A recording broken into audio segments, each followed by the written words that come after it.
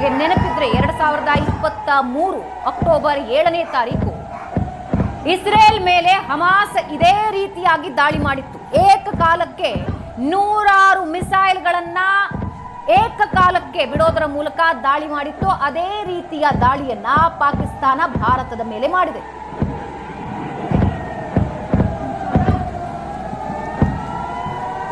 ಭಾರತದ ಪ್ರಮುಖ ಏರ್ಪೋರ್ಟ್ಗಳನ್ನ ಕ್ಲೋಸ್ ಮಾಡಲಾಗಿದೆ.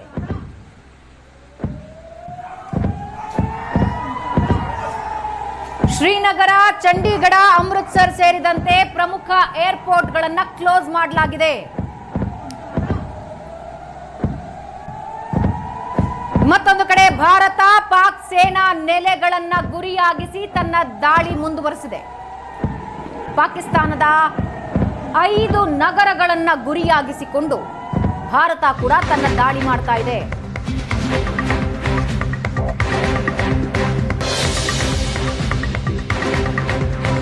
ಭಾರತದಿಂದ ಡಿಜಿಟಲ್ ಸ್ಟ್ರೈಕ್, 8,000 ಟ್ವಿಟರ್ ಖಾತೆಗಳನ್ನ ಭಾರತ ಕೇಂದ್ರ ಸರ್ಕಾರ ಬ್ಯಾನ್ ಮಾಡಿದೆ.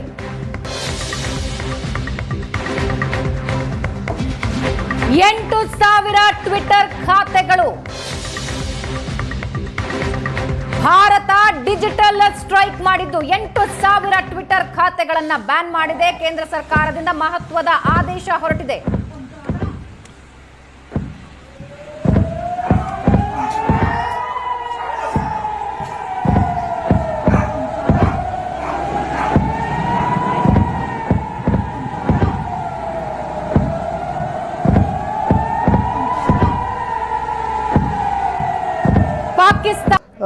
ಉಪಯೋಗಿಸಿ ಅದನ್ನು ನ್ಯೂಟ್ರಲೈಸ್ ಮಾಡಿದ ನಂತರ ಇವತ್ತು ಡೆಸ್ಪರೇಟ್ ಆಗಿರ್ತಕ್ಕಂಥ ಪಾಕಿಸ್ತಾನದ ಸೇನೆ ಮತ್ತು ಸರ್ಕಾರ ಎರಡೂ ಡೆಸ್ಪರೇಟ್ ಆಗಿವೆ. ಯಾಕಂದರೆ ಇಡೀ ಒಂದು ಪೇಶಾವರ್ ಅಟ್ಯಾಕ್ನಿಂದ ಹಿಡಿದು ಇಲ್ಲಿಯವರೆಗೆ ಪಾಕಿಸ್ತಾನದ ಒಂದು ಪಾಲಿಸಿ ಡಾಕ್ಟ್ರಿನನ್ನು ಶೇಪ್ ಮಾಡ್ತಾ ಇರ್ತಕ್ಕಂಥದ್ದು ಪಾಕಿಸ್ತಾನದ ಸೇನೆ ಮತ್ತು ಆ ಸೇನೆಯ ಮುಖ್ಯಸ್ಥ ಅಂತಕ್ಕಂಥದ್ದು ಸ್ಪಷ್ಟ.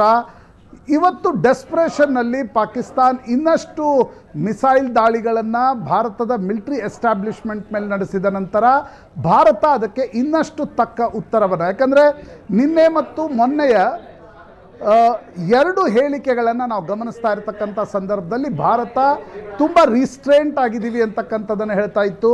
ನಾವು ನಾನ್ ಮಿಲಿಟರಿ ಟಾರ್ಗೆಟ್ ಮೇಲೆ ಮತ್ತು ಗ್ಲೋಬಲ್ ಇಡೀ ಒಂದು ಏನು ಅಂತಾರಾಷ್ಟ್ರೀಯ ಭಯೋತ್ಪಾದಕ ಸಂಘಟನೆಗಳನ್ನು ನಿಷೇಧ ಮಾಡಲಾಗಿದೆ, ಅದರ ಮೇಲೆ ಟಾರ್ಗೆಟ್ ಮಾಡ್ತಿದ್ದೀವಿ ಅಂತಕ್ಕಂಥದ್ದನ್ನು ಭಾರತ ಸ್ಪೆಸಿಫಿಕ್ ಆಗಿ ಹೇಳಿತ್ತು. ಆದರೆ ಯಾವಾಗ ಇವತ್ತು ಮಧ್ಯಾಹ್ನದಿಂದ ಸಂಜೆಯ ಒಳಗಡೆ ಪಾಕಿಸ್ತಾನ್ ಭಾರತದ ಮಿಲಿಟರಿ ನೆಲೆಗಳ ಮೇಲೆ, ಅದರಲ್ಲೂ ಕೂಡ ಜಮ್ಮು, ಉಧಂಪುರ್ ಮತ್ತು ಶ್ರೀನಗರ, ಜೈಸಲ್ಮೇರ್, ಪಂಜಾಬ್ನ ಭಾಗಗಳು, ಗುಜರಾತ್ನ ಭಾಗಗಳ ಮಿಲಿಟರಿ ನೆಲೆಗಳ ಮೇಲೆ ದಾಳಿಯನ್ನು ಆರಂಭಿಸಿದಾಗ ಭಾರತ ಪ್ರಮುಖ ಪಾಕಿಸ್ತಾನ್ ಶಹರಗಳನ್ನು ಅಟ್ಯಾಕ್ ಮಾಡಿದೆ. ಅದರಲ್ಲಿ ಒಂದು ಪಾಕಿಸ್ತಾನದ ರಾಜಧಾನಿ ಇಸ್ಲಾಮಾಬಾದ್, ಪಾಕಿಸ್ತಾನದ ಸೇನಾ ಹೆಡ್ ಕ್ವಾರ್ಟರ್ಸ್ ಇರ್ತಕ್ಕಂಥ ರಾವಲ್ಪಿಂಡಿ. ನೀವಾಗಷ್ಟೇ ಅಬೋಟಾಬಾದ್ ಬಗ್ಗೆ ಹೇಳ್ತಾ ಇದ್ರಿ. ರಾವಲ್ಪಿಂಡಿಯಿಂದ ತುಂಬ ಹತ್ತಿರ ಇರ್ತಕ್ಕಂಥದ್ದು ಅಬೋಟಾಬಾದ್.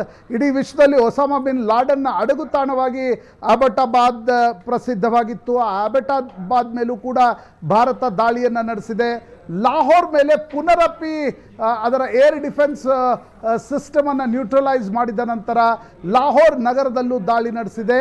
ಪೇಶಾವರ್ ಮತ್ತು ಕ್ವೆಟ್ಟಾವರೆಗೆ, ಅಂದರೆ ಬಲೂಚಿಸ್ತಾನದ ರಾಜಧಾನಿಗಳವರೆಗೆ ಈ ದಾಳಿಯನ್ನು ನಡೆಸಲಾಗಿದೆ ಅಂತಕ್ಕಂಥದ್ದು ಬರ್ತಾ ಇರತಕ್ಕಂಥ ಮಾಹಿತಿ. ಅದರ ಜೊತೆಗೆ ಪ್ರಮುಖವಾಗಿರ್ತಕ್ಕಂಥದ್ದು 2 ಬಂದರುಗಳು. ಪಾಕಿಸ್ತಾನದ ಕರಾಚಿ ಪೋರ್ಟ್ ಏನಿದೆ, ಅದು ಪಾಕಿಸ್ತಾನದ ಒಂದು ರೀತಿಯಲ್ಲಿ ನಮ್ಮ ಮುಂಬೈ ಹೇಗಿದೆಯೋ ಹಾಗೆ ಪಾಕಿಸ್ತಾನದ ಆರ್ಥಿಕ ರಾಜಧಾನಿ. ಪಾಕಿಸ್ತಾನದ ಬಹುಪಾಲು ಟ್ಯಾಕ್ಸ್ ಕಲೆಕ್ಷನ್ ಆಗ್ತಕ್ಕಂಥದ್ದು ಕಸ್ಟಮ್ಸ್ಗಳ ಮೂಲಕ. ಅದು ಪಾಕಿಸ್ತಾನದ ಬಂದರು ಕರಾಚಿಯಿಂದ ಬರುತ್ತೆ. ಆ ಕರಾಚಿಯ ಪೋರ್ಟ್ ಜೊತೆಗೆ ಬಲೂಚಿಸ್ತಾನದಲ್ಲಿರೋ ಆರ್ಮರಾ ಪೋರ್ಟ್ ಮೇಲೂ ಕೂಡ INS ವಿಕ್ರಾಂತ್ ದಾಳಿ ನಡೆಸುವಲ್ಲಿ ಯಶಸ್ವಿಯಾಗಿದೆ ಅಂತಕ್ಕಂಥ ಮಾಹಿತಿ ಬರ್ತಾ ಇದೆ. ಇದರ ಪುಷ್ಟೀಕರಣ ಆಗಬೇಕು, ಎಲ್ಲೆಲ್ಲಿ ದಾಳಿ ನಡೆದಿದೆ ಅಂತಕ್ಕಂಥದ್ದು ನೌಕಾಪಡೆಯಿಂದ ಅಧಿಕೃತವಾಗಿರ್ತಕ್ಕಂಥ ಮಾಹಿತಿ ಬರಬೇಕು. ಆದರೆ ಒಂದು ಕಡೆ ಭೂಸೇನೆ ಇಡೀ ಜಮ್ಮು ಪಂಜಾಬ್ನಿಂದ ಹಿಡಿದು ರಾಜಸ್ಥಾನದ ಬಾರ್ಡರ್ ವರೆಗಿನ ಪ್ರದೇಶದಲ್ಲಿ ಏನೊಂದು ಮಾರ್ಟರ್ ದಾಳಿಯನ್ನ ಪಾಕಿಸ್ತಾನ ನಡೆಸ್ತಾ ಇದೆ, ಅದಕ್ಕೆ ತಕ್ಕ ಉತ್ತರವನ್ನ ಕೊಡ್ತಾ ಇದೆ. ಇನ್ನೊಂದು ಕಡೆ ವಾಯುಪಡೆ ತನ್ನ ಫಾರ್ವರ್ಡ್ ಅಂಬಾಲಾ ವಾಯುನೆಲೆಯ ಮುಖಾಂತರ ಮೊದಲ ಒಂದು ದಾಳಿಯನ್ನು ನಡೆಸಲಾಗಿತ್ತು. ಪದೇ ಪದೇ ಪಾಕಿಸ್ತಾನದ ಈ ಒಂದು ಮಿಸ್ಅಡ್ವೆಂಚರ್ಸ್ಗಳ ವಿರುದ್ಧವಾಗಿ ನಡೆಸ್ತಾ ಇರತಕ್ಕಂಥ ದಾಳಿಗಳನ್ನು ವಾಯುಪಡೆ ನಿರ್ವಹಿಸ್ತಾ ಇದ್ರೆ, ಇವತ್ತು ಸಂಜೆ ಇಂದೀಚೆಗೆ ಭಾರತ ನೌಕಾಪಡೆ ಕೂಡ, ಯಾಕಂದ್ರೆ ಟೆಸ್ಟ್ ಫೈರ್ಗಳನ್ನು ಭಾರತದ ನೌಕಾಪಡೆ ಕೂಡ ಮಾಡಿತ್ತು, ಪಾಕಿಸ್ತಾನದ ನೌಕಾಪಡೆ ಕೂಡ ಮಾಡಿತ್ತು. INS ವಿಕ್ರಾಂತ್ ಮೂಲಕ ಕರಾಚಿ ಬಂದರಿನ ಮೇಲೂ ಕೂಡ ದಾಳಿ ನಡೆಸಲಾಗಿದೆ ಅಂತಕ್ಕಂಥ ಮಾಹಿತಿ ಬರ್ತಾ ಇದೆ. This is all out war Ajit. ಇದು ಅಂದ್ರೆ ಹೌದು, ಪೂರ್ಣ ಪ್ರಮಾಣದ ಯುದ್ಧನೇ ಶುರುವಾಗಿದೆ. ನೌಕಾಪಡೆಗೆ 54 ವರ್ಷಗಳಾಗಿತ್ತು ತಮ್ಮ ಆಯುಧಗಳನ್ನು ಹೊರಗೆ ತೆಗೆಯುವ ಅವಕಾಶ ಸಿಕ್ಕಿರಲಿಲ್ಲ ನೌಕಾಪಡೆಗೆ. ಲಾಸ್ಟ್ ಟೈಮ್ ಅವರು ಫೀಲ್ಡಿಗೆ ಇಳಿದಾಗ ಪಾಕಿಸ್ತಾನ ಪ್ರತ್ಯೇಕಗೊಂಡಿತ್ತು, ಪೂರ್ವ ಪಾಕಿಸ್ತಾನ ಬಾಂಗ್ಲಾದೇಶ ಆಗಿತ್ತು ಪ್ರಶಾಂತ್. ಈಗ ಮತ್ತೊಂದು ಅವಕಾಶ ಸಿಕ್ಕಿದೆ ಭಾರತೀಯ ನೌಕಾಪಡೆಗೆ. ನಿಶ್ಚಿತವಾಗಿ 1971ರಲ್ಲಿ ಅಮೆರಿಕ ನಮಗೊಂದು ಎಚ್ಚರಿಕೆಯನ್ನು ಕೊಟ್ಟಿತ್ತು, ನಾವು ಒಂದು ಯುದ್ಧ ನೌಕೆಯನ್ನು ಕಳಿಸ್ತೀವಿ, ನೀವು ಬಾಂಗ್ಲಾದಿಂದ ಹೊರಗಡೆ ನಡೆಯದಿದ್ರೆ ಅಂತಕ್ಕಂಥದ್ದು. ಹೀಗಾಗಿ ಆ ಒಂದು ಟೈಮ್ ಪೀರಿಯಡ್ನಲ್ಲಿ ಭಾರತ ತನ್ನೆಲ್ಲ ಆಪರೇಷನ್ಸ್ಗಳನ್ನು ಬಾಂಗ್ಲಾದೇಶದಲ್ಲಿ ಯಶಸ್ವಿಯಾಗಿ ನಡೆಸಿದ ನಂತರ ನಾವು ಈ ರೀತಿಯ ಪ್ರೊಆಕ್ಟಿವ್ ದಾಳಿಗಳನ್ನು ನಡೆಸಿಲ್ಲ. ಕಾರ್ಗಿಲ್ ಯುದ್ಧ ಅವರು ಭಾರತದ ಭೂಪ್ರದೇಶದ ಒಳಗಡೆ ಸೈನಿಕರನ್ನ ಮುಜಾಹಿದೀನ್ಗಳ ರೂಪದಲ್ಲಿ ಕಳಿಸಿದ್ರು, ಅವರನ್ನ ಹಿಮ್ಮೆಟ್ಟಿಸುವ ಕೆಲಸ ಮಾಡಿದ್ವಿ ಹೊರತಾಗಿ ಲೈನ್ ಆಫ್ ಕಂಟ್ರೋಲ್ ಅನ್ನ ದಾಟತಕ್ಕಂಥ ಪ್ರಯತ್ನವನ್ನ ಭಾರತ ಮಾಡಿರಲಿಲ್ಲ. ಆದ್ರೆ ಕಳೆದ 8 ವರ್ಷಗಳಲ್ಲಿ ಭಾರತದ ಮಿಲಿಟರಿ ಡಾಕ್ಟ್ರಿನ್ ಅಂತಿರೋ, ಪಾಕಿಸ್ತಾನದ ವಿರುದ್ಧ ಇರತಕ್ಕಂಥ ಅಥವಾ ಪಾಕಿಸ್ತಾನದ ಬಗ್ಗೆ ಇರತಕ್ಕಂಥ ಯುದ್ಧ ನೀತಿ ಬದಲಾಗಿದೆ ಅಂತಿರೋ, ಈ ಬಾರಿ 2 ಹೆಜ್ಜೆಗಳನ್ನು ಭಾರತ ಮುಂದಿಟ್ಟಿದೆ. ಯಾವುದೇ ಕಾನ್ಸಿಕ್ವೆನ್ಸ್ಗೆ ನಾವು ತಯಾರಿದ್ದೀವಿ.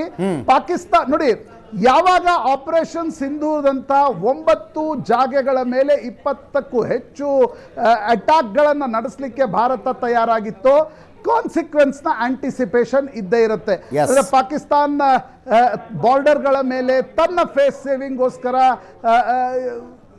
ಮಿಸೈಲ್ ಅಟ್ಯಾಕ್ಗಳನ್ನು ನಡೆಸುತ್ತೆ, ರಾಕೆಟ್ಗಳನ್ನು ಹಾಕುತ್ತೆ, ಡ್ರೋನ್ ಅಟ್ಯಾಕ್ಗಳನ್ನು ನಡೆಸುತ್ತೆ ಅಂತಕ್ಕಂಥ ಆಂಟಿಸಿಪೇಷನ್ ಇತ್ತು.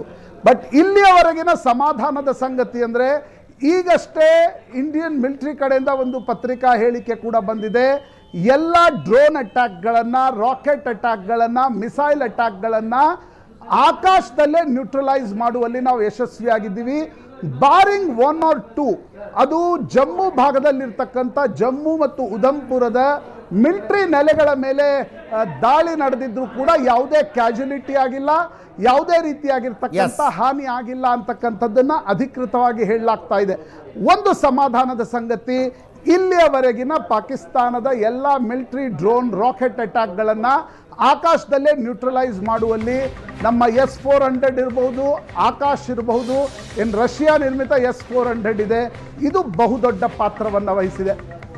ಅದರ ಜೊತೆಗೆ ಪಾಕಿಸ್ತಾನದಲ್ಲಿ ಅಂತಃಕಲಹದ ಸುದ್ದಿಗಳು ಬರ್ತಾ ಇದ್ದಾವೆ ಪ್ರಶಾಂತ್. ಕಲಹದ ಸುದ್ದಿ, ಅರಾಜಕತೆಯ ಸುದ್ದಿ ಪಾಕಿಸ್ತಾನದಲ್ಲಿ. ಇಮ್ರಾನ್ ಖಾನ್ ಬೆಂಬಲಿಗರು ಜೈಲಿನಲ್ಲಿರುವ ತಮ್ಮ ನಾಯಕನನ್ನು ಬಿಡುಗಡೆ ಮಾಡಬೇಕು ಅಂತ ಬೀದಿಗಿಳಿದಿದ್ದಾರೆ.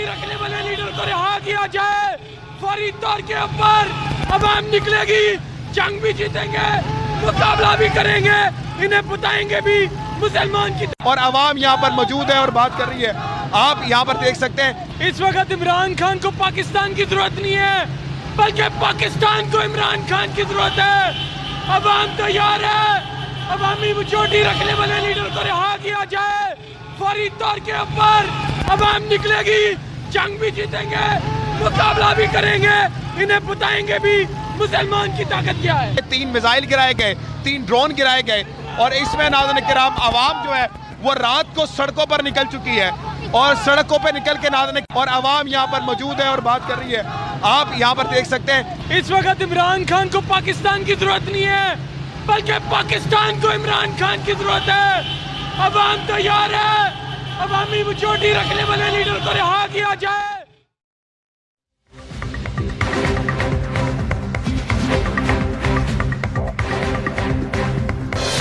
ಭಾರತದ ನೌಕಾಪಡೆಯ ಅತ್ಯಂತ ಶಕ್ತಿಶಾಲಿ ಅಸ್ತ್ರ INS ವಿಕ್ರಾಂತ್.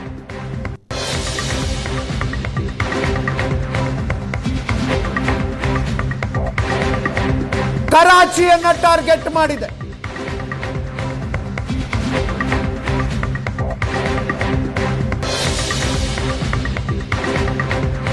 ಕರಾಚಿಯ 16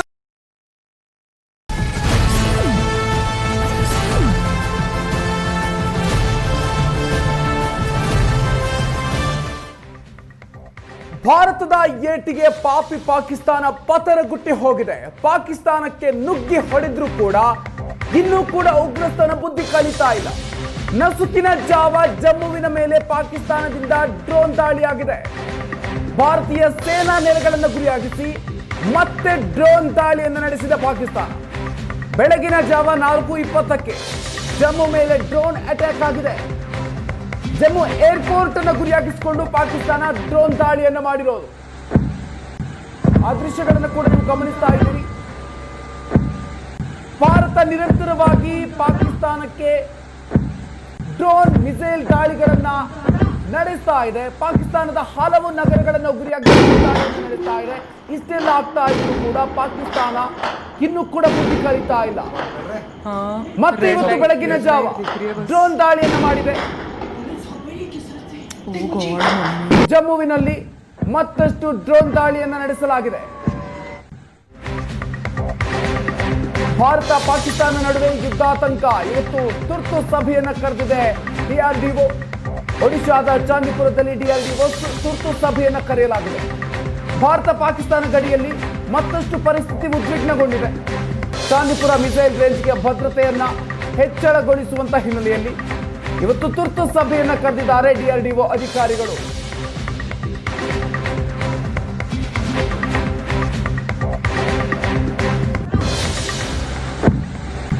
ಭಾರತದ ಹಲವು ನಗರಗಳ ಮೇಲೆ ಗುರಿಯಾಗಿಸಿಕೊಂಡು ಪಾಕಿಸ್ತಾನ ಕೂಡ ಡ್ರೋನ್ ದಾಳಿ, ಕ್ಷಿಪಣಿ ದಾಳಿ ಅಟೆಂಪ್ಟ್ ಅನ್ನು ಮಾಡ್ತಾ ಇದೆ. ಸೊ ಹೀಗಾಗಿ ಡಿಆರ್ಡಿಒ ಅಧಿಕಾರಿಗಳು ಚಾಂದಿಪುರ ಮಿಸೈಲ್ ರೇಂಜ್ಗೆ ಭದ್ರತೆಯನ್ನ ಹೆಚ್ಚಳ ಮಾಡುವಂತ ಹಿನ್ನೆಲೆಯಲ್ಲಿ ಇವತ್ತು ತುರ್ತು ಸಭೆಯನ್ನ ಕರೆದಿರೋ. ಭಾರತದ ಸೇನಾ ನೆಲೆಗಳನ್ನ ಹಾಗೂ ರಕ್ಷಣಾ ಪಡೆಗೆ ಸೇರಿರುವಂತಹ ಸಂಸ್ಥೆಗಳನ್ನು ಗುರಿಯಾಗಿಸಿಕೊಂಡು ಪಾಕಿಸ್ತಾನ ದಾಳಿಗೆ ಯತ್ನವನ್ನ ಮಾಡ್ತಲೇ ಇದೆ. ಎಲ್ಲ ಪ್ರಯತ್ನಗಳನ್ನು ಕೂಡ ವಿಫಲಗೊಳಿಸಲಾಗ್ತಾ ಇದೆ. ಇಂತಹ ಸಂದರ್ಭದಲ್ಲಿ ಚಾಂದಿಪುರ ಮಿಸೈಲ್ ರೇಂಜ್ಗೆ ಭದ್ರತೆಯನ್ನು ಹೆಚ್ಚಳ ಮಾಡುವಂತ ಹಿನ್ನೆಲೆಯಲ್ಲಿ ಡಿಆರ್ಡಿಒ ಅಧಿಕಾರಿಗಳು ಇವತ್ತು ತುರ್ತು ಸಭೆಯನ್ನ ಕರೆದಿದ್ದಾರೆ. ಇನ್ನು ಪಾಕಿಸ್ತಾನದ ಕಡೆಯಿಂದ ಆಗ್ತಾ ಇರುವಂತಹ ನಿನ್ನೆ ರಾತ್ರಿ ನಡೆದಿರುವಂತಹ ಡ್ರೋನ್ ದಾಳಿಯ ದೃಶ್ಯಗಳನ್ನು ನೀವು ಗಮನಿಸ್ತಾ ಇದ್ದೀರಿ. ಆ ಡ್ರೋನ್ ದಾಳಿಗಳನ್ನ ಭಾರತದ S-400 ಯಾವ ರೀತಿಯಾಗಿ ಹೊಡೆದು ಹಾಕ್ತಾ ಇದೆ ಅನ್ನೋದನ್ನು ಕೂಡ ನೀವು ಗಮನಿಸ್ತಾ ಇದ್ದೀರಿ. ಎಲ್ಲ ಡ್ರೋನ್ ಅಟ್ಯಾಕ್ ಗಳನ್ನು ಕೂಡ ವಿಫಲಗೊಳಿಸಲಾಗಿದೆ. ಭಾರತದ S-400 ಕ್ಷಿಪಣಿ ನಿರೋಧಕ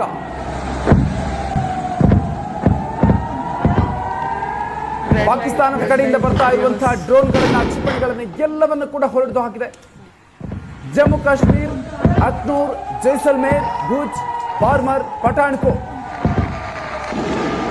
ಎಲ್ಲ ಭಾಗಗಳನ್ನು ಗುರಿಯಾಗಿಸಿಕೊಂಡು ಪಾಕಿಸ್ತಾನದ ಕಡೆಯಿಂದ ಡ್ರೋನ್ಗಳನ್ನು ಹಾರಿ ಬಿಡಲಾಗಿತ್ತು. ಆದರೆ ಎಲ್ಲವನ್ನು ಕೂಡ ಹೊಡೆದುರುಳಿಸಲಾಗಿದೆ.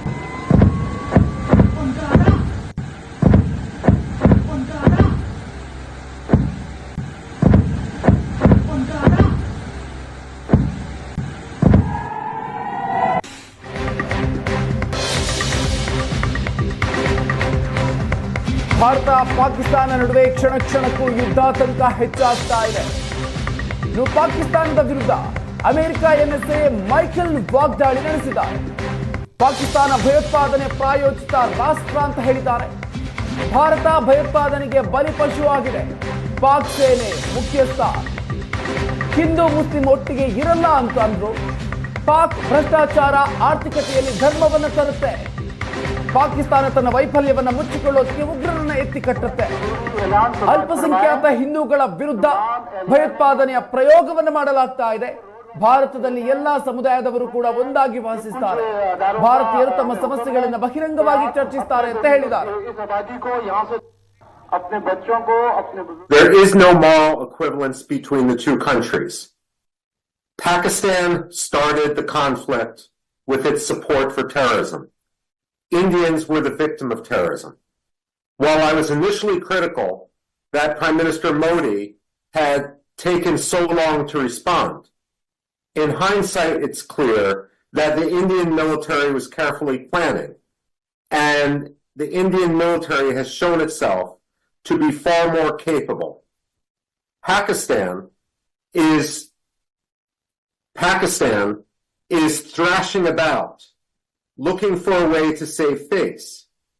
But Asim Munir should understand that the first rule of hole digging is when you're in a hole, stop digging.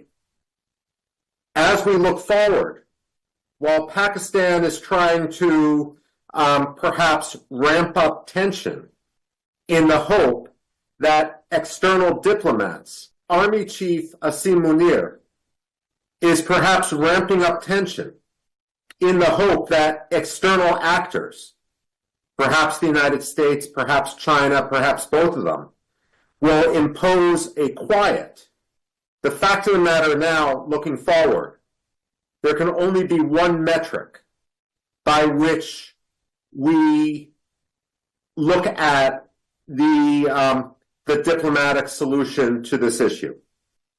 Pakistan has to be designated by the United States to be a state sponsor of terror. The fact that Pakistan, on one hand, sought plausible deniability for the actions of terrorists, but on the other hand is rallying to their defense, should be troubling to everyone in the world and eye-opening as well about the true nature of the Pakistani regime. ಇನ್ನು ನಿನ್ನೆ ಪಾಕಿಸ್ತಾನದ ರಾವಲ್ಪಿಂಡಿ ಮೇಲೆ ಭಾರತ ದಾಳಿಯನ್ನು ನಡೆಸಿತು, drone ದಾಳಿಯನ್ನು ನಡೆಸಿತು. ರಾವಲ್ಪಿಂಡಿಯಲ್ಲಿದ್ದಂತಹ ಸೇನಾ ನೆಲೆಗಳ ಮೇಲೆ, ಅದರ ಜೊತೆಗೆ ರಾವಲ್ಪಿಂಡಿಯಲ್ಲಿರುವಂತಹ ಕ್ರಿಕೆಟ್ ಸ್ಟೇಡಿಯಂ ಮೇಲೂ ಕೂಡ ಭಾರತದ ಡ್ರೋನ್ ಅಟ್ಯಾಕ್ ಮಾಡಿದೆ.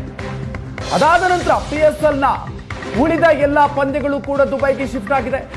PSL ಟೂರ್ನಮೆಂಟ್ ಪಾಕಿಸ್ತಾನದಲ್ಲಿ ನಡೀತಾ ಇದೆ. 8 ಪಂದ್ಯಗಳು ಬಾಕಿ ಇತ್ತು.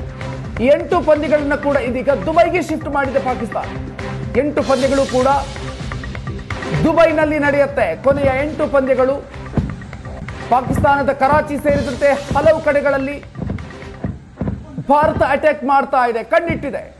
ಭಾರತದ ದಾಳಿಗೆ ಹೆದರಿ PSL ಪಂದ್ಯಗಳನ್ನು ಈಗ ಪಾಕಿಸ್ತಾನ ದುಬೈಗೆ ಶಿಫ್ಟ್ ಮಾಡಿದೆ. ರಾವಲ್ಪಿಂಡಿ ಮೇಲೆ ನಿನ್ನೆ ದಾಳಿಯನ್ನು ನಡೆಸಲಾಗಿತ್ತು. ಭಾರತದ ಡ್ರೋನ್ಗಳು ರಾವಲ್ಪಿಂಡಿಯಲ್ಲಿರುವಂತಹ ಕ್ರಿಕೆಟ್ ಸ್ಟೇಡಿಯಂಗೂ ಕೂಡ ಅಟ್ಯಾಕ್ ಮಾಡಿತ್ತು. ಕ್ರಿಕೆಟ್ ಸ್ಟೇಡಿಯಂಗೆ ಸಾಕಷ್ಟು ಹಾನಿಯಾಗಿತ್ತು. ನಿನ್ನೆ ಕೂಡ ಅಲ್ಲಿ PSL ಪಂದ್ಯ ನಡಿಬೇಕಾಗಿತ್ತು. ಭಾರತದ ಈ ಡ್ರೋನ್ ದಾಳಿಯ ನಂತರ ಅದನ್ನು ನಿನ್ನೆ ಕ್ಯಾನ್ಸಲ್ ಮಾಡಲಾಗಿದೆ. ಕ್ರಿಕೆಟ್ ಆಟಗಾರರನ್ನು ಕೂಡ ಅಲ್ಲಿಂದ ತುರ್ತಾಗಿ ಕಳಿಸಿಕೊಡಲಾಗಿದೆ. ಹೀಗಾಗಿ PSLನ ಉಳಿದ ಎಲ್ಲ 8 ಪಂದ್ಯಗಳನ್ನು ಕೂಡ ಈಗ ದುಬೈಗೆ ಶಿಫ್ಟ್ ಮಾಡುವಂತ ಡಿಸಿಷನ್ ಅನ್ನು ತೆಗೆದುಕೊಂಡಿದೆ ಪಾಕಿಸ್ತಾನ ಕ್ರಿಕೆಟ್ ಬೋರ್ಡ್.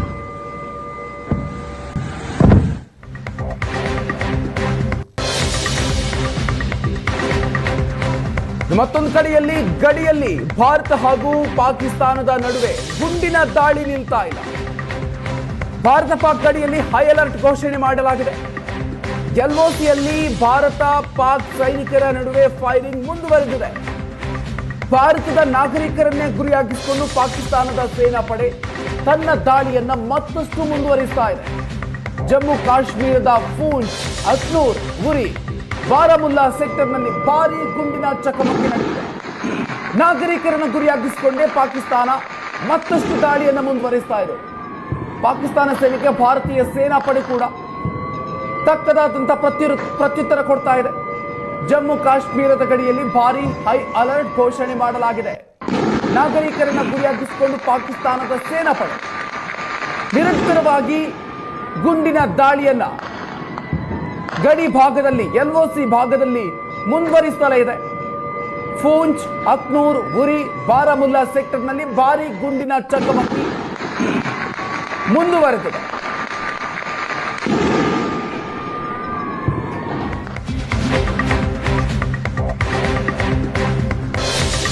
ಇನ್ನು ಪಾಕಿಸ್ತಾನದ ರಾಜಧಾನಿ ಇಸ್ಲಾಮಾಬಾದ್ ಮೇಲೂ ಕೂಡ ದಾಳಿಯನ್ನು ನಡೆಸಲಾಗಿದೆ. ಭಾರತದಿಂದ ಮೊಟ್ಟ ಮೊದಲ ಬಾರಿಗೆ ಇಸ್ಲಾಮಾಬಾದ್ ಅನ್ನ ಟಾರ್ಗೆಟ್ ಮಾಡಿ ದಾಳಿಯನ್ನು ನಡೆಸಲಾಗಿದೆ.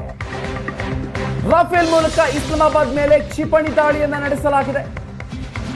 ಅಂಬಾಲಾ ವಾಯುನೆಲೆಯಿಂದ ಇಸ್ಲಾಮಾಬಾದ್ ಮೇಲೆ ದಾಳಿಯನ್ನ ನಡೆಸಲಾಗಿದೆ. ಪಾಕಿಸ್ತಾನದ ರಾಜಧಾನಿ ಇಸ್ಲಾಮಾಬಾದ್. ಇಲ್ಲಿಯವರೆಗೂ ಕೂಡ ಭಾರತ ಇಸ್ಲಾಮಾಬಾದ್ ಮೇಲೆ ಯಾವುದೇ ದಾಳಿಯನ್ನು ನಡೆಸಿರಲಿಲ್ಲ. ಈಗ ಇಸ್ಲಾಮಾಬಾದ್ನ ಸೇನಾ ನೆಲೆಗಳ ಮೇಲೆ ಭಾರತ ವಾಯು ದಾಳಿಯನ್ನು ಮಾಡಿರೋದು. ಅಂಬಾಲಾದಿಂದ ದಾಳಿಯನ್ನು ಮಾಡಲಾಗಿದೆ. ಇಲ್ಲಿಂದ 511 ಕಿಲೋಮೀಟರ್ ದೂರದಲ್ಲಿದೆ ಇಸ್ಲಾಮಾಬಾದ್. ಈ ಸಂದರ್ಭದಲ್ಲಿ ರಾಫೇಲ್ ಯುದ್ಧ ವಿಮಾನಗಳ ಮೂಲಕ ದಾಳಿಯನ್ನ ನಡೆಸಲಾಗಿದೆ.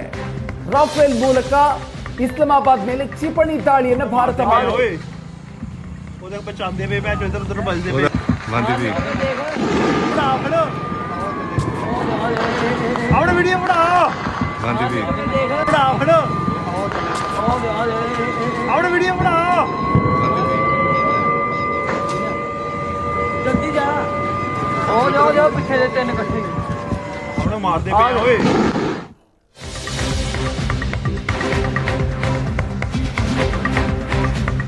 ಇನ್ನು ಇದರ ಜೊತೆಗೆ ಪಾಕಿಸ್ತಾನದ ಪ್ರಧಾನಿ ಶಹಬಾಜ್ ಶರೀಫ್ ಜೊತೆಗೆ ಅಮೆರಿಕ ತುರ್ತು ಕರೆ ಮಾಡಿ ಮಾತನಾಡಿದೆ. ಅಮೆರಿಕದ ವಿದೇಶಾಂಗ ಕಾರ್ಯದರ್ಶಿ ಮಾರ್ಕೋ ರೂಬಿಯೋ ಮಾತನಾಡಿದ್ದಾರೆ. ಪಾಕಿಸ್ತಾನದ ಪ್ರಧಾನಿ ಜೊತೆಗೆ ಭಾರತದ ಮೇಲೆ ದಾಳಿಯನ್ನ ನಿಲ್ಲಿಸಿ ಅಂತ ಪಾಕಿಸ್ತಾನಕ್ಕೆ ಎಚ್ಚರಿಕೆಯನ್ನು ಕೊಡಲಾಗಿದೆ. ಪಾಕಿಸ್ತಾನದ ಪ್ರಧಾನಿಯ ಜೊತೆಗೆ ಅಮೆರಿಕದ ವಿದೇಶಾಂಗ ಕಾರ್ಯದರ್ಶಿ ಮಾತನಾಡಿದ್ದಾರೆ. ಭಾರತ ಪಾಕಿಸ್ತಾನದ ಉಗ್ರ ನೆಲೆಗಳನ್ನು ಗುರಿಯಾಗಿಸಿಕೊಂಡು ಆರಂಭದಲ್ಲಿ ದಾಳಿಯನ್ನು ಮಾಡಿರೋದು. ಆದರೆ ಅದಕ್ಕೆ ಪ್ರತಿಯಾಗಿ ಪಾಕಿಸ್ತಾನ ಭಾರತದ ಸೇನಾ ನೆಲೆಗಳನ್ನು ಗುರಿ ಮಾಡಿಕೊಂಡು ಕ್ಷಿಪಣಿ ದಾಳಿಯನ್ನು ನಡೆಸಿತ್ತು. ಈ ಎಲ್ಲಾ ಕ್ಷಿಪಣಿ ಹಾಗೂ ಡ್ರೋನ್ಗಳನ್ನು ಭಾರತ ಹೊಡೆದು ಹಾಕ್ತು. ಆದರೆ ಅದಕ್ಕೆ ಪ್ರತಿಯಾಗಿ ಪಾಕಿಸ್ತಾನದ ವಾಯು ನೆಲೆಗಳನ್ನು ಗುರಿ ಮಾಡಿಕೊಂಡು ನಿರಂತರವಾಗಿ ಕಾರ್ಯಾಚರಣೆಯನ್ನು ನಡೆಸಲಾಗ್ತಾ ಇದೆ. ಈ ಸಂದರ್ಭದಲ್ಲಿ ಪಾಕಿಸ್ತಾನದ ಪ್ರಧಾನಿ ಶಹಬಾಜ್ ಶರೀಫ್ಗೆ ಅಮೆರಿಕ ತುರ್ತು ಕರೆ ಮಾಡಿ ಮಾತಾಡಿದೆ. ವಿದೇಶಾಂಗ ಕಾರ್ಯದರ್ಶಿ ಮಾರ್ಕೋ ರೂಬಿಯೋ ಭಾರತದ ಮೇಲೆ ನಡೆಯುವಂತ ಈ ದಾಳಿಯನ್ನು ನಿಲ್ಲಿಸಿ ಅಂತ ಪಾಕಿಸ್ತಾನಕ್ಕೆ ಎಚ್ಚರಿಕೆಯನ್ನು ಕೊಟ್ಟಿದೆ.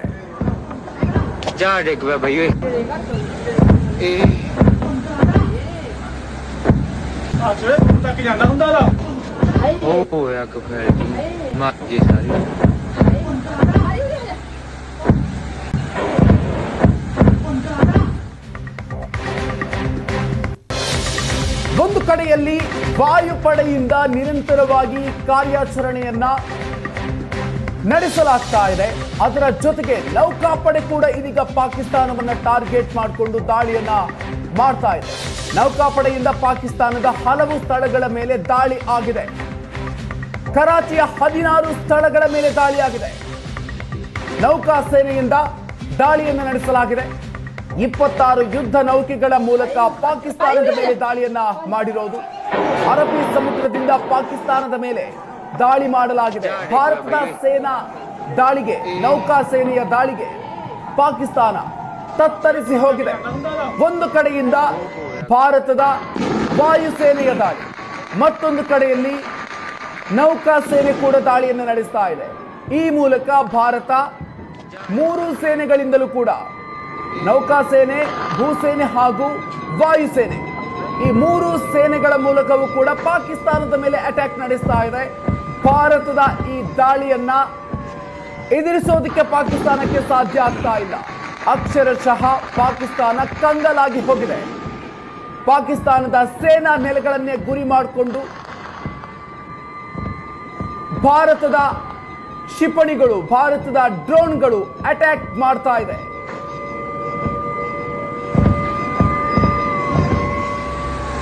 ನೌಕಾಪಡೆ ಕೂಡ ಈಗ ಎಂಟ್ರಿ ಕೊಟ್ಟಿರೋದು.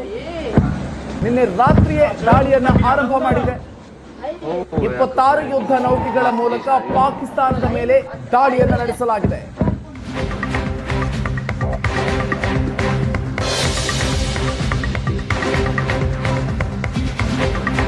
ಇನ್ನು ಭಾರತದಿಂದ ಪಾಕಿಸ್ತಾನದ ಮೇಲೆ ಭೀಕರ ವಾಯು ದಾಳಿಯಾಗಿದೆ. ಭಾರತದ ದಾಳಿಯ ಬೆನ್ನಲ್ಲೇ ಪಾಕಿಸ್ತಾನದಲ್ಲಿ ಆಂತರಿಕ ಕಲಹ ಕೂಡ ಶುರುವಾಗಿದೆ. ಭ್ರಷ್ಟಾಚಾರದ ಆರೋಪವನ್ನು ಹೊತ್ತು ಜೈಲಿಗೆ ಜೈಲಿನಲ್ಲಿರುವಂತಹ ಪಾಕಿಸ್ತಾನದ ಮಾಜಿ ಪ್ರಧಾನಿ ಇಮ್ರಾನ್ ಖಾನ್ ಬಿಡುಗಡೆ ಮಾಡಿ ಅಂತ ಇಮ್ರಾನ್ ಖಾನ್ ಬೆಂಬಲಿಗರು ಬೀದಿಗಿಳಿದು ಪ್ರತಿಭಟನೆಯನ್ನು ನಡೆಸಿದ್ದಾರೆ. ಈ ಸಂದರ್ಭದಲ್ಲಿ ಈ ಮೂಲಕ ಪಾಕಿಸ್ತಾನ ಸೇನೆಗೆ, ಪಾಕಿಸ್ತಾನದ ಆಡಳಿತಕ್ಕೆ ಯಾವುದನ್ನು ನಿಯಂತ್ರಣ ಮಾಡಬೇಕು ಯಾವುದು ಕೂಡ ಅರ್ಥ ಆಗ್ತಾ ಇದೆ. बल्कि पाकिस्तान को इमरान खान की जरूरत है। अवाम तैयार है, अवामी मेजॉरिटी रखने वाले लीडर को रिहा किया जाए। फौरी तौर के ऊपर अवाम निकलेगी, जंग भी जीतेंगे, मुकाबला भी करेंगे, इन्हें बताएंगे भी मुसलमान की ताकत क्या है। 3 मिसाइल गिराए गए, 3 ड्रोन गिराए गए और इसमें नाज़रीन किराम आवाम जो है वो रात को सड़कों पर निकल चुकी है और सड़कों पे निकल के नाज़रीन और आवाम यहाँ पर मौजूद है और बात कर रही है। आप यहाँ पर देख सकते हैं इस वक्त इमरान खान को पाकिस्तान की जरूरत नहीं है, बल्कि पाकिस्तान को इमरान खान की जरूरत है। अवाम तैयार है, अवामी मेजॉरिटी रखने वाले लीडर को रिहा किया जाए। फौरी तौर के ऊपर अवाम निकलेगी, जंग भी जीतेंगे, मुकाबला भी करेंगे, इन्हें बताएंगे भी मुसलमान की ताकत क्या है। 3 मिसाइल गिराए गए, 3 ड्रोन गिराए गए और इसमें नाज़रीन किराम आवाम जो है वो रात को सड़कों पर निकल चुकी है और सड़कों पे निकल के नाज़रीन और आवाम यहाँ पर मौजूद। ಇನ್ನೊಂದು ಕಡೆಯಲ್ಲಿ ಭಾರತದ ದಾಳಿಗೆ ಪಾಕಿಸ್ತಾನ ಕಂಗಾಲಾಗಿ ಹೋಗಿದೆ. ಇಂತಹ ಸಂದರ್ಭದಲ್ಲಿ ಪಾಕಿಸ್ತಾನದ ಕ್ರಿಕೆಟಿಗ ಬಾಬರ್ ಅಜಮ್ ಸ್ಟೇಟ್ಮೆಂಟ್ ಅನ್ನು ಕೊಟ್ಟಿದ್ದಾರೆ. ಪಾಕಿಸ್ತಾನವನ್ನ ಹೊಡೆದುರುಳಿಸುವಂತ ಶಕ್ತಿ ಯಾರಿಗೂ ಇಲ್ಲ. ಮೊಹಮ್ಮದ್ ಅಲಿ ಜಿನ್ನಾ ಸ್ಟೋರಿಯನ್ನ ಪೋಸ್ಟ್ ಮಾಡಿದ ಬಾಬರ್, ಪಾಕಿಸ್ತಾನವನ್ನ ಹೊಡೆದುರುಳಿಸುವಂತ ಶಕ್ತಿ ಭೂಮಿ ಮೇಲೆ ಇಲ್ಲ ಅಂತ ಸ್ಟೋರಿಯನ್ನ ಹಾಕಿದ್ದಾರೆ ಬಾಬರ್ ಅಜಮ್. ಪಾಕಿಸ್ತಾನದ ರಾಜಕಾರಣಿಗಳು, ಪಾಕಿಸ್ತಾನದ ಸೇನಾ ಮುಖ್ಯಸ್ಥರು ಎಲ್ಲರೂ ಕೂಡ ಪ್ರಚೋದನೆಯನ್ನ ಕೊಟ್ಟು ಉಗ್ರರು ಭಾರತದ ಒಳಗೆ ನುಸುಳುವಂತ ನಿಟ್ಟಿನಲ್ಲಿ ಪ್ರಚೋದನೆಯನ್ನು ಕೊಟ್ಟಿದ್ರು. ಅದರ ಪರಿಣಾಮವಾಗಿಯೇ ಭಾರತದಲ್ಲಿ ಪಹಲ್ಗಾಮ್ನಲ್ಲಿ ದಾಳಿಯನ್ನು ನಡೆಸಲಾಯಿತು. ಉಗ್ರರು ಪಹಲ್ಗಾಮ್ನಲ್ಲಿ ದಾಳಿಯನ್ನು ನಡೆಸಿದ್ರು. ಅದಕ್ಕೆ ಪ್ರತಿಯಾಗಿ ಭಾರತ ದಾಳಿಯನ್ನು ನಡೆಸಿದೆ. ಈಗ ಪಾಕಿಸ್ತಾನದ ಕ್ರಿಕೆಟಿಗ ಕೂಡ ಈ ರೀತಿಯಾಗಿರುವಂತಹ ಹೇಳಿಕೆಯನ್ನು ಕೊಡ್ತಾ ಇರೋದು. ಭಾರತದ ದಾಳಿಗೆ ಒಂದು ಕಡೆಯಲ್ಲಿ ಪಾಕಿಸ್ತಾನ ಈಗ ಪತನಗೊಟ್ಟಿ ಹೋಗಿದೆ. ಇಂತಹ ಸಂದರ್ಭದಲ್ಲಿ ಪಾಕಿಸ್ತಾನವನ್ನ ಹೊಡೆದುರುಳಿಸುವಂತ ಶಕ್ತಿ ಯಾರಿಗೂ ಇಲ್ಲ ಅಂತ ಬಾಬರ್ ಅಜಮ್ ಸ್ಟೋರಿಯನ್ನು ಹಾಕೊಂಡಿದ್ದಾರೆ.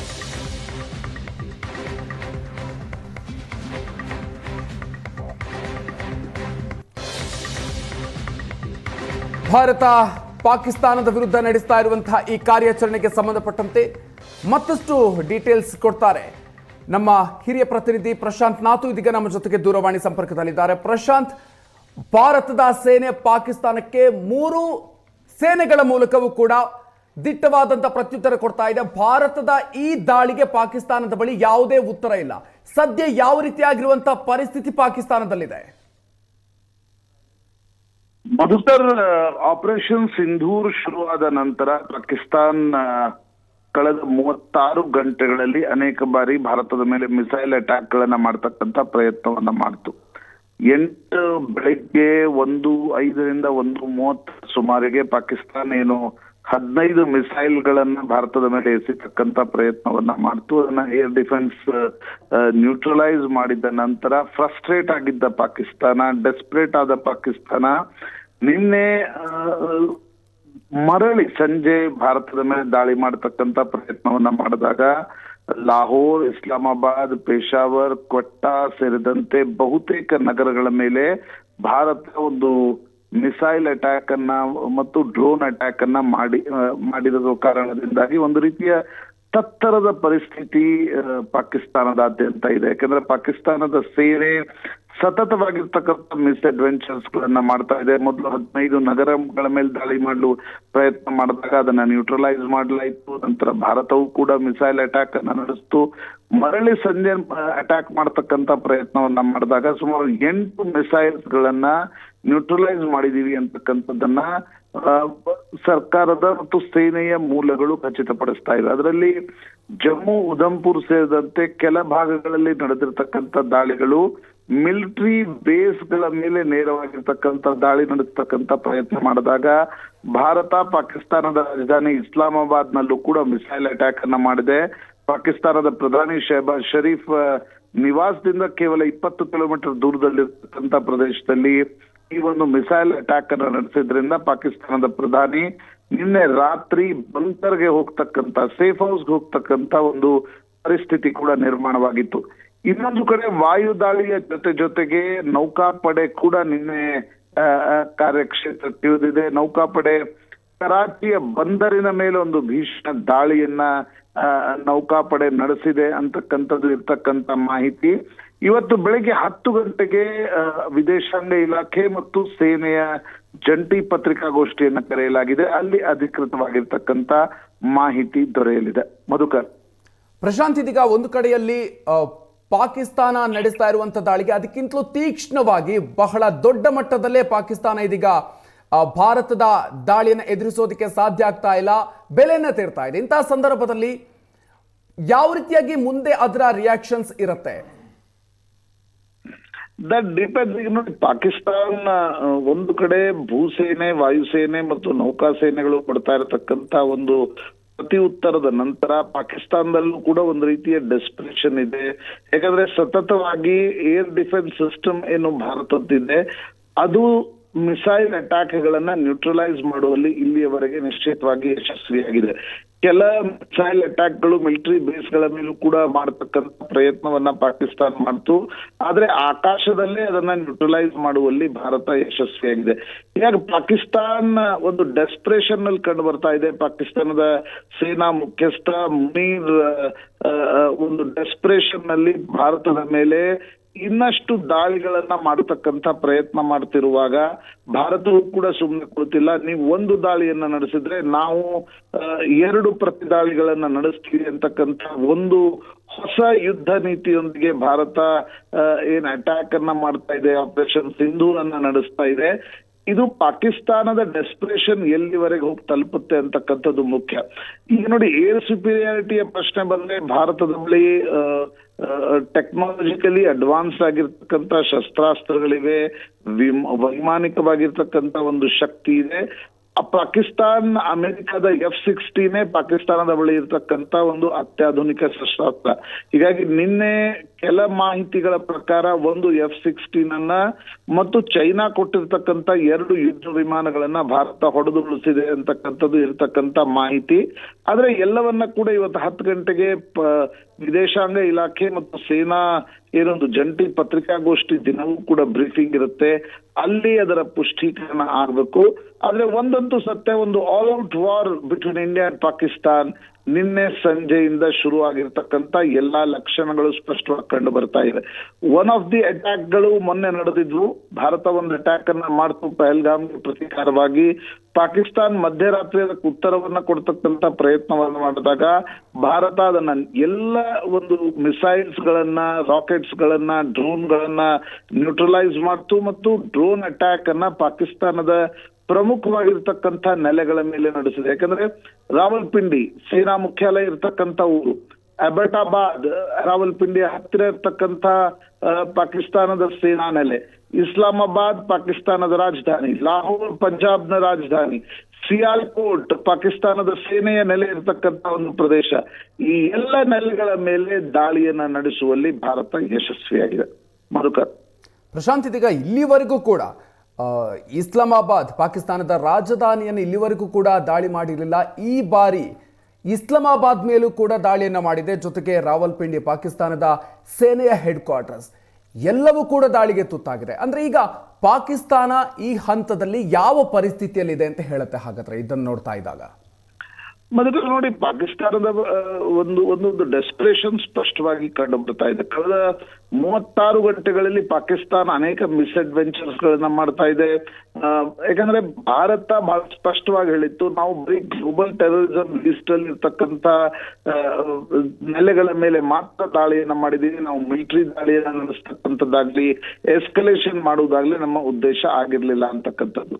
ಆದ್ರೆ ಪಾಕಿಸ್ತಾನದ ಕಡೆಯಿಂದ ನಡೀತಾ ಇರತಕ್ಕಂಥ ದಾಳಿಗಳನ್ನ ಗಮನಿಸಿದ್ರೆ ಅವು ಭಾರತದ ಮಿಲಿಟರಿ ಬೇಸ್ಗಳ ಮೇಲೆ, ಏರ್ಫೋರ್ಸ್ ಎಸ್ಟಾಬ್ಲಿಷ್ಮೆಂಟ್ ಗಳ ಮೇಲೆ ದಾಳಿ ಮಾಡತಕ್ಕಂಥದ್ದು, ಮಿಸೈಲ್ ಗಳನ್ನ ಎಸಿತಕ್ಕಂಥದ್ದೇ ಮತ್ತು ಪ್ರಮುಖವಾಗಿ ಏರ್ ಡಿಫೆನ್ಸ್ ಅನ್ನ ನ್ಯೂಟ್ರಲೈಸ್ ಮಾಡತಕ್ಕಂತ ಪ್ರಯತ್ನವನ್ನ ಮಾಡಿದಾಗ ಭಾರತ ಅದಕ್ಕೆ ಉತ್ತರವನ್ನ ಕೊಡ್ತು. ಯಾಕಂದ್ರೆ ಅಮೃತ್ಸರ್, ಅಂಬಾಲಾ, ಲುಧಿಯಾನ, ಜಲಂಧರ್ ದಿಂದ ಹಿಡಿದು ಗುಜರಾತ್ನ ಭುಜ್ವರೆಗಿನ ಅನೇಕ ನಗರಗಳ ಮೇಲೆ ಪಾಕಿಸ್ತಾನ ದಾಳಿ ಮಾಡತಕ್ಕಂತ ಪ್ರಯತ್ನವನ್ನ ಮೊನ್ನೆ ರಾತ್ರಿ ಮಾಡಿತ್ತು. ಆ ಕಾರಣದಿಂದ ಭಾರತ ಪ್ರತಿದಾಳಿಯನ್ನ ನಡೆಸಿದ ನಂತರ ಪಾಕಿಸ್ತಾನದಲ್ಲಿ ಒಂದು ಡೆಸ್ಪರೇಷನ್ ಇದೆ.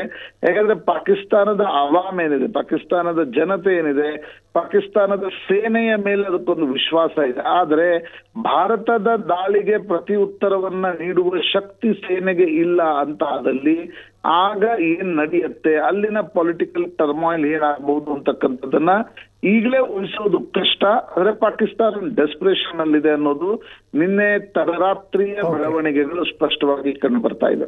ಓಕೆ, ಹಾಗೆ ಸಂಪರ್ಕದಲ್ಲಿರಿ ಪ್ರಶಾಂತ್. ಇನ್ನು ಆಪರೇಷನ್ ಸಿಂಧೂರ 3.0ಗೆ ಭಾರತ ರೆಡಿ ಆಯ್ತಾ? ನಿನ್ನೆ ಆಪರೇಷನ್ 2.0 ನಡೆದಿದೆ.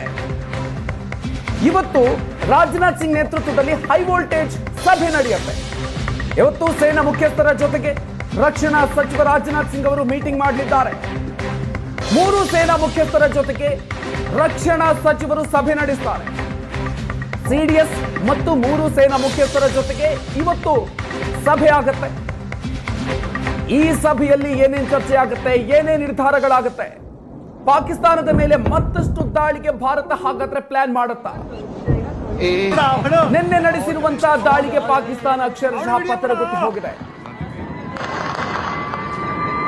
ಇವತ್ತು ಹೇಗಿರುತ್ತೆ?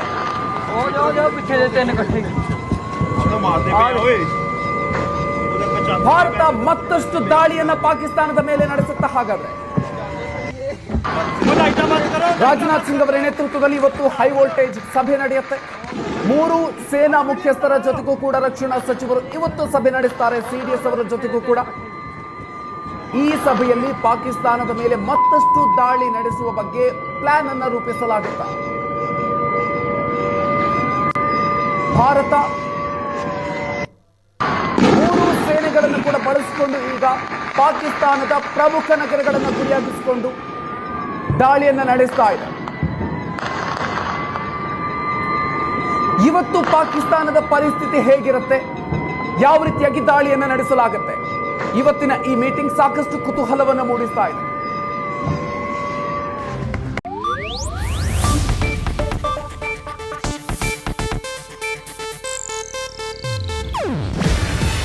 ಇದು ಏಷ್ಯಾನೆಟ್ ನ್ಯೂಸ್ ನೆಟ್ವರ್ಕ್ ಪ್ರಸ್ತುತಿ. ನೀವು ನೋಡ್ತಿದ್ದೀರಾ ಏಷ್ಯಾನೆಟ್ ಸುವರ್ಣ ನ್ಯೂಸ್.